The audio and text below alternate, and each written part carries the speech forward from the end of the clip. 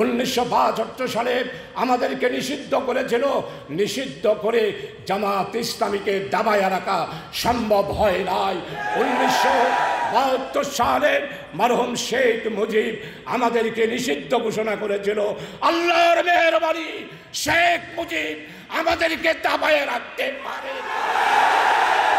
সব আজকে সর্বশেষ 1924 সালের 31শে জুলাই শেখ হাসিনা আমাদেরকে নিষিদ্ধ ঘোষণা করল।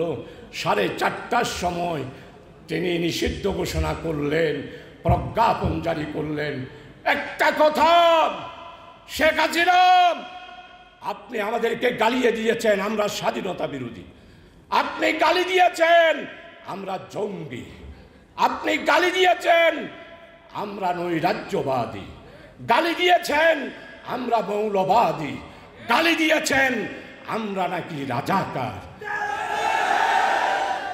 শেখ হাসিনা আপনি তো এগুলি দিয়ে আমাদেরকে নিষিদ্ধ করতে পারেন নাই, বরং নিষিদ্ধ করলেন সন্ত্রাস দমন আইনের 18 ক ধারায়।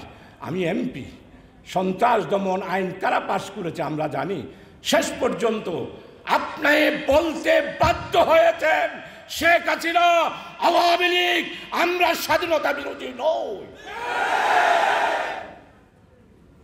শেখ হাসিনা আপনারা স্বীকার করতে বাধ্য হয়েছেন আমরা রাজাকার নই।